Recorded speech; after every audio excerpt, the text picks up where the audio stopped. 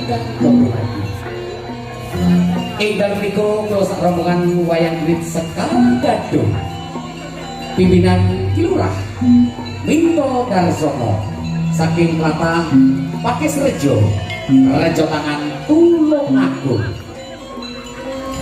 Ing dalem niku tinibalan masyarakat Bangun Rejo. Kagungan kersa iki menika bersih desa. Mugi-mugi sabibaripun ringgit wacucal sedalun atas. Desa Bangun Rejo pinaringan desa ingkang ayu tentrem, guyub rukun, subur makmur, mulya lan tinata. Amin amin ya rabbal alamin.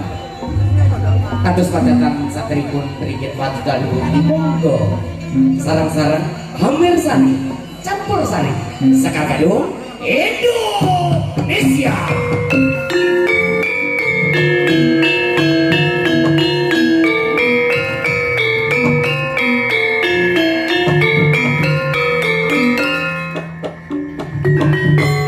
Ayo no Sekar Gadung Indonesia.